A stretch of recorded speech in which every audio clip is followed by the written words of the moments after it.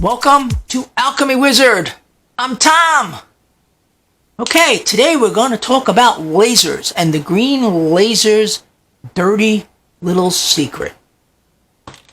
Now, as you guys know, I've been working on the laser rig for making colloidal nanoparticles with lasers. And that has spurred a whole bunch of other investigation on safety of lasers and how to use lasers in general. And while you might not be ready to make colloidal nanoparticles with lasers just yet, you might be interested in what I found out about lasers in general, especially green lasers. Now, this show is from Sheldon. He's a subscriber, and he pointed this out to me. To be honest, I perfectly didn't know this, and it's amazing on stuff how you don't know lots of things, and research is so important on so many aspects. But so I use basically green lasers and red lasers. For my rig here, I'm using green lasers, and they have blue lasers. I don't have any blue lasers here.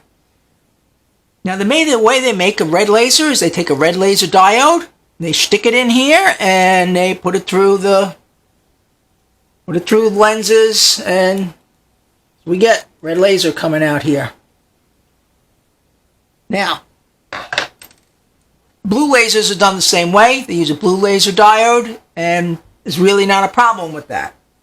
Green lasers, on the other hand, are different. They don't have laser diode. At one time, they didn't even have green laser diodes, and so they used a hack in order to create the green light coming out of these green laser diodes. And the reason the industry went to green is because green is much more visible than the red. But the hack is a problem.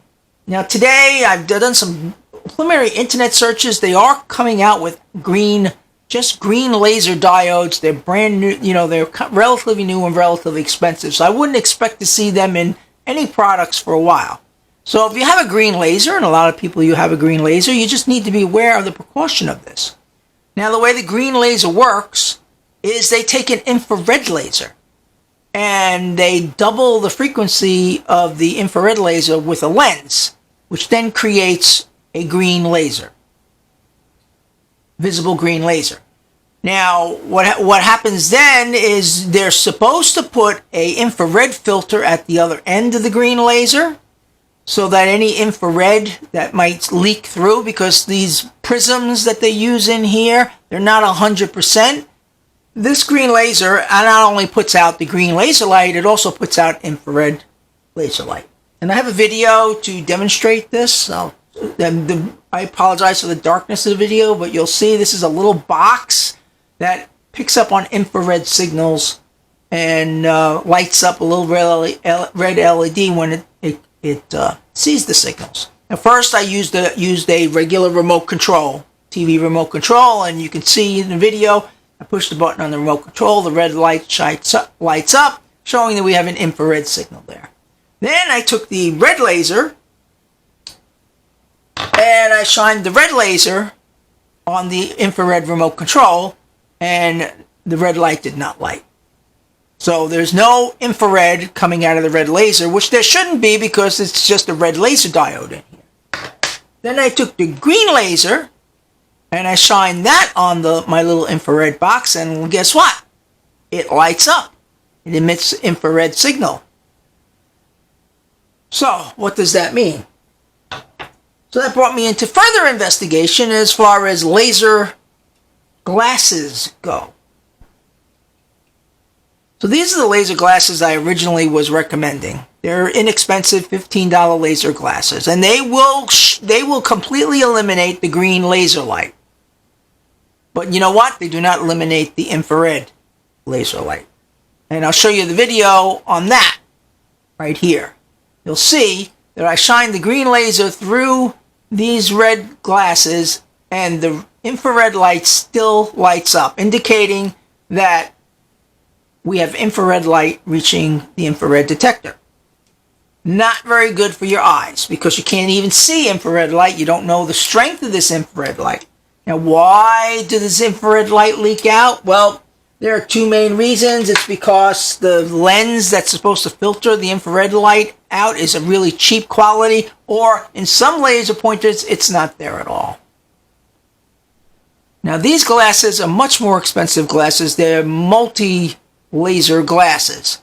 These glasses will filter out the green laser light and the infrared light at the same time. So I've replaced all my links to these cheap glasses to the better glasses, which I recommend that you use, even though they're more expensive, if you're going to be working with green lasers.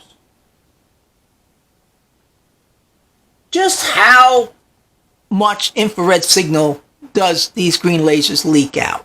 All right? Is it enough to damage your eye? And that depends on the laser, to be honest with you.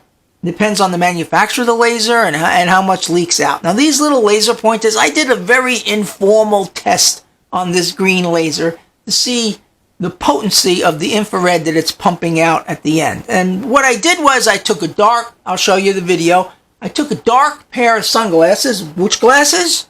These glasses, okay? And I put them in front of the green laser.